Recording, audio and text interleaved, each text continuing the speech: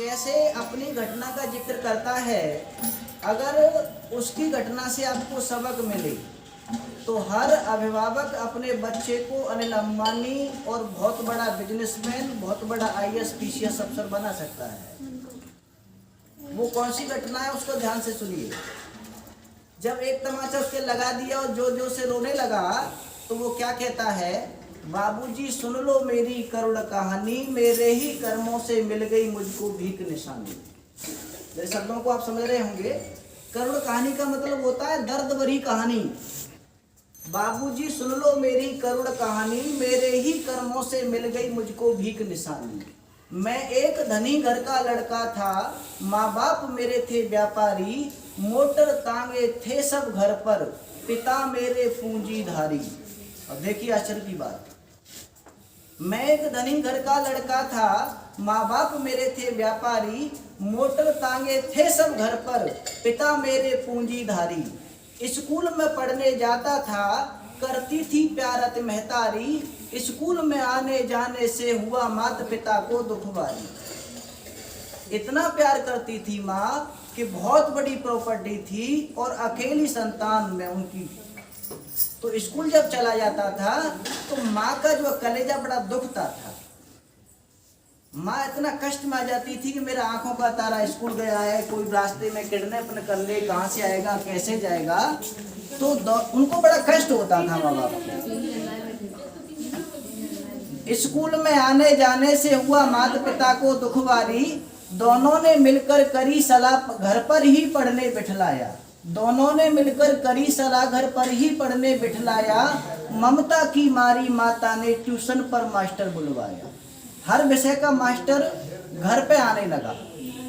अब तो आजादी मिली मुझे, आयु में बड़ा कुछ हो आया, बदचलन बराबर बालों की बदसौबत ने रंग दिखलाया।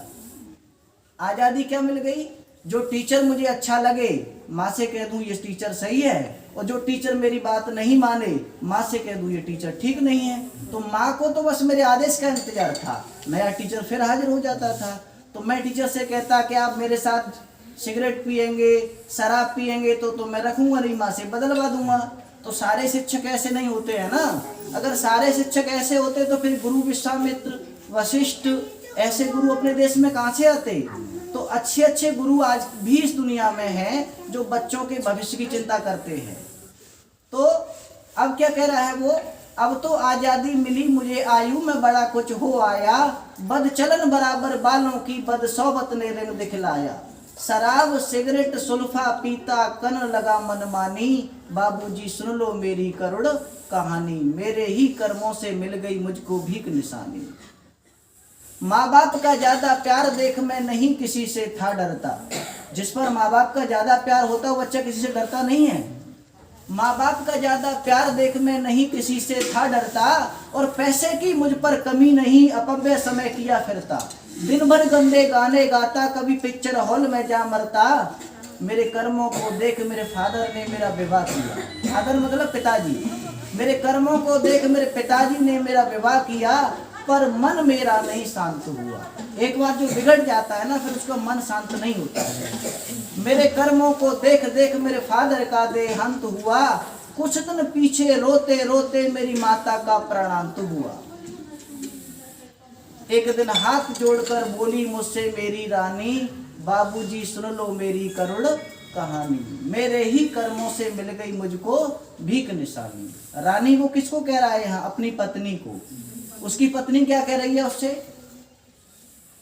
पतिदेव अब आप पर ही घर का भार आ गया है सारा, क्योंकि सास ससुर तो चले गए, अब सारा भार किस पे है, आप पर है। पतिदेव अब आप पर ही घर का भार आ गया है सारा, क्या अब भी अच्छा लगता है इस तरह फिरना आवारा, इतनी सुन आया क्रोध मुझे पत्नी को डंडों से मारा। ऐसे व्यक्ति को, कमजोर व्यक्ति को जो शराब पीता हो या दुर्व्यसनों में रहता है, उसको क्रोध बहुत जल्दी आता है। इतनी सुन आया क्रोध मुझे पत्नी को डंडों से मारा, अपनी माँ की दुर्दशा देख फिर रोया बच्चा बेचारा। एक बच्चा भी था उस पर, जब माँ की पिटाई होने लगी तो वो बच्चा रोने लगा। ये बच्चे की स्वाभाविक प्रक्रिया है। अपनी माँ की दुर्दशा देख फिर रोया बच्चा बेचारा, उसके भी पैर पकड़कर मैंने धरती से दे मारा। अजी बाबूजी ने हाथों से सुत मार दिया प्राणों प्यारा। इतनी जोर से गिराया कि वहीं की वहीं वो बेटा खत्म हो गया। घर धरती जेबर बेक दिया पर कर्म न छोड़ा गंदा। घर धरती जेबर बेक दिया पर कर्म न छोड़ा गंदा।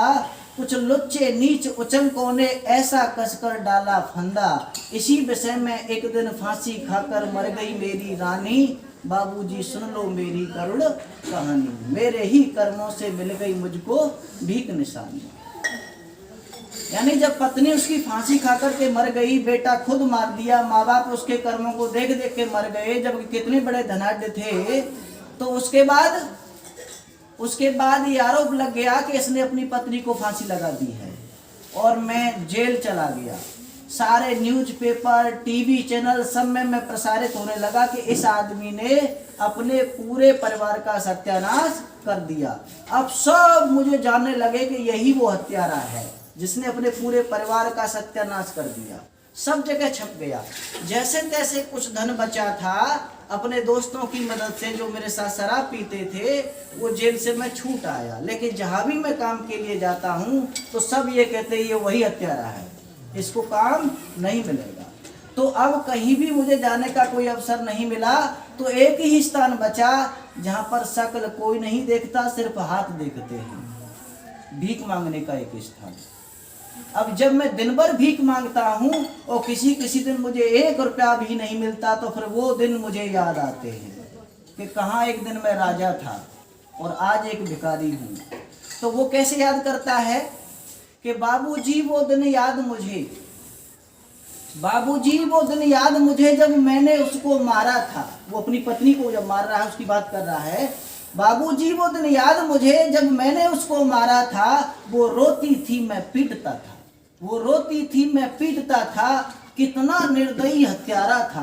अजी बाबूजी ने जो हाथों से सुत मारा प्राणों प्यारा था। हो गया शीश पर भूत सवार, चला नहीं कुछ चारा था। अजी बाबूजी इस पापी को अब कहाँ जगह है बतलाओ। नहीं ठिकाना है मेरा, गाली दो चाहे धमकाओ। अच्छा होगा मेरे बाबूजी बस 1-2 पैसा देते जाओ। कह रहे कवि नरदेव, ये नरदेव ने लिखा है अपने शब्दों में, कह रहे कवि नरदेव कुसंगत से जन कितनी हो जाए हानि। बाबूजी सुन लो मेरी करुण कहानी। मेरे ही कर्मों से मिल गई मुझको भीख निशानी। ये घटना मैं समझता हूँ आपकी समझ में आ गई होगी। हम ही कहीं न कहीं जिम्मेदार होते हैं बच्चे के बिगड़ने के या बनने के। अगर हमने अपनी जिम्मेदारी नहीं समझी तो चाहे हम गरीब घर से हों चाहे अमीर घर से हों, एक दिन हमको वहीं आना है। इसलिए सरकार का ये प्रयास है कि अध्यापक हमने योग्य भर्ती की है सरकारी स्कूलों में। आप लोगों से जुड़िए, लोग आपकी योग्यता को जानें, अपने बच्चों को सरकारी विद्यालय में भेजें जिससे हम उनको ऊंचाइयों तक ले जा सकें। प्राइवेट विद्यालय में बच्चा कहाँ तक जा सकता है? बस जिले तक जा सकता है, लेकिन सरकारी स्कूल के माध्यम से बच्चा अपने जिले से आगे मंडल तक, मंडल से आगे स्टेट तक, स्टेट से आगे देश तक जा सकता है। वो क्षमता सरकारी स्कूलों में है। तो सरकार का जो प्रयास है वो ये है कि अधिक से अधिक अभिभावक विद्यालय से जुड़ें और उनके बच्चे विद्यालय में पढ़ें। फिलहाल ऑनलाइन मोबाइल पढ़ाई जा रही है, दीक्षा ऐप से, रीड अलोंग ऐप से, उनको पढ़ें। अध्यापक अपने अपने नोट्स बना के, वीडियो बना के डाल रहे हैं, उनसे पढ़ें। तो कहने का अर्थ ये है, नरदेव यहाँ ये कहना चाह रहे हैं कि जैसे ओला पड़ जाए, फसल पे ओला पड़ जाए, तो हम अनुमान लगा सकते हैं कि भाई हमारा 5 लाख का घाटा हो गया है। या कोई गाड़ी हमारी एक्सीडेंट हो जाए तो अनुमान लग गया भाई 10 लाख का घाटा हो गया है। लेकिन यदि आपका बच्चा कुसंगति पर निकल गया, गलत रास्ते पर निकल गया, तो आप ये अनुमान भी नहीं लगा सकते हैं कि कितना घाटा हो सकता है। हो सकता है कि ऐसा निकल गया हो कि वंश परंपरा भी नष्ट हो जाए। इसलिए हमसे पहले आपको जगना होगा, क्योंकि हमारे पास बच्चा 6 साल का होकर के आता है, 6 साल पहले वो आपके पास रहता है। हमारे पास विद्यालय में बच्चा 6 घंटे रहता है, 18 घंटे बच्चा आपके पास रहता है। इसलिए पहले आपको जगना होगा। अगर आप जग गए तो हम भी विश्वामित्र से कम नहीं है, हम भी गुरु वशिष्ठ से कम नहीं है। अगर आप नहीं जगे तो हम किसे पढ़ाएंगे? किसको हम आगे अर्जुन और कर्ण बनाएंगे? कहाँ ले जाएंगे? किसको ले जाएंगे हम? इसलिए मेरी सभी अभिभावकों से अपील है कि आप जगिए और अपनी असली अस्तित्व को पहचानिए कि हमने जिन बच्चों को जन्म दिया है कि केवल जन्म दे के छोड़ने के लिए जन्म दिया है, या देश में, राज्य में, जिले में कोई पहचान बनाने के लिए जन्म दिया है। एक बच्चा चाहे तो अपने अभिभावक को भारत देश तक ले जा सकता है, एक पहचान दिला सकता है। अगर बच्चा चाहे तो पूरे कुल परंपरा को नष्ट कर सकता है। उसके पूरे जिम्मेदार आप हैं। आप चाहेंगे तो आपका बेटा राम बनेगा, और आप चाहेंगे तो आपका बेटा रावण बनेगा। आप चाहेंगे तो आपका बेटा कृष्ण बनेगा, और आप चाहेंगे तो आपका बेटा कंस बनेगा। अब ये निर्णय आपको लेना है कि आपको अपना बेटा दुर्योधन बनाना है कि आपको अपना बेटा युधिष्ठिर बनाना है। आपको अपनी बेटी सीता बनानी है कि गीता बनानी है कि लक्ष्मी बनानी है, ये आप पे डिपेंड करता है। तो इसलिए सबसे पहले आप जगिए। अगर आप जग गए तो यहाँ योग्यता की कमी नहीं है। आप नियमित हमसे जुड़िए, आपके बच्चों को निश्चित तौर पे हम राज्य तक ले जा सकते हैं, वो क्षमता हम लोग रखते हैं। सर ठीक है, बंद कर लीजिए। ये बंद कर लीजिए।